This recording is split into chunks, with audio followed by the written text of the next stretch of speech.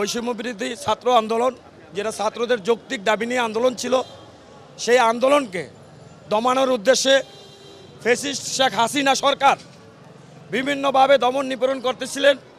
ছাত্ররা তাদের দাবিতে একমত ছিলেন এবং সারা বাংলাদেশের আপামর জনসাধারণ যখন এই দাবির প্রতি একাত্মতা প্রকাশ করে রাস্তায় নামে, ঠিক তখনই এই ফ্যাসিস্ট শেখ হাসিনা তার 14 দলীয় দোসরদের নিয়ে একটা জরুরি বৈঠক করেন এবং সেই বৈঠকের ভিতরে তারা সিদ্ধান্ত নেন যে ছাত্রদের এই আন্দোলনকে কঠোরভাবে দমন করতে হবে।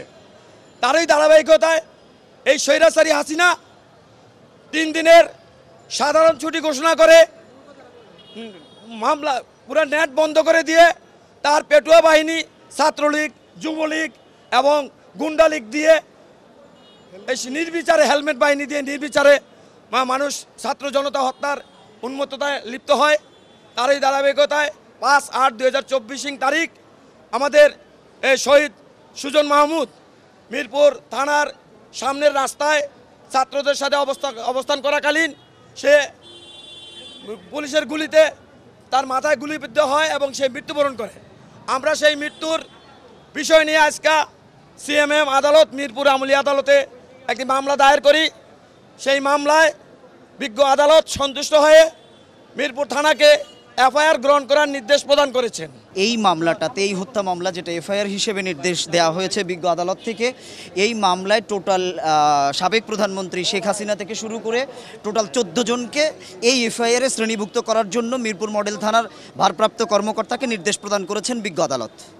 এই 14 জন হচ্ছে শেখ হাসিনা, সাবেক প্রধানমন্ত্রী ওবায়দুল কাদের, জনাব আসাদুজ্জামান খান কামাল, মোহাম্মদ আনিসুল হক, আমির হোসেন আমু, রাশেদ খান মেনন, হাসানুল হক ইনু, নজিবুল হক বশর মাইজভান্ডারি, দিলীপ বড়ুয়া, আনোয়ার হোসেন মঞ্জু, সম রেজাউল করিম এবং মইনুল হোসেন খান নিখিল, কামাল আহমেদ মজুমদার এবং ইলিয়াস মোল্লা। এরা সবাই সরকারের বিভিন্ন অঙ্গ সংগঠনের দায়িত্বপ্রাপ্ত মন্ত্রী এবং এমপি ছিলেন। যে ছেলেটা হত্যার শিকার হয়েছেন, শহীদ হয়েছেন, তিনি আমার ইউনিভার্সিটির, বিউবিটি ইউনিভার্সিটির স্টুডেন্ট ছিলেন। সেই ওনার ভিকটিমের ভাই এসছেন, ভিকটিমের ভাই নিজে বাদী হয়ে বিজ্ঞ আদালতে পিটিশন আকারে মামলা দায়ের করেছেন।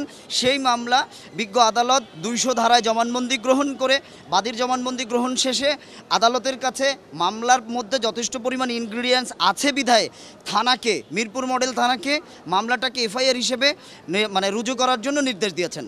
থানায় কোনো মামলা যদি এফআইআর হিসেবে, যে কোনো মামলা অথবা পিটিশন আকারে মামলা যদি এফআইআর হিসেবে রুজু হওয়ার পরে এটা অ্যাজ ইউজুয়ালস একটা থানার নাম্বার পড়বে, জিআর মামলা হিসেবে মামলাটা রেকর্ডভুক্ত হবে এবং সেই রেকর্ড অনুযায়ী অ্যাজ ইউজুয়ালস অন্যান্য ক্রিমিনালস মামলা যেভাবে প্রসিড অন হয়, আমাদের এই মামলাটাও সেমভাবে প্রসিড অন হবে। এখানে একজন তদন্ত কর্মকর্তা নিয়োগ হবেন। সেই তদন্ত কর্মকর্তা মামলার ঘটনা সম্পর্কে অদ্যপান্ত জেনে একটা প্রতিবেদন বিজ্ঞ আদালতে দাখিল করবেন। সেই প্রতিবেদনের আলোকে পরবর্তীতে এই মামলা বিচার প্রসিড অন হবে। ইস্পাহানি পার্বণ, চিনি গুঁড়া চাল, অনন্য ঘ্রাণে, উৎসবে, আয়োজনে।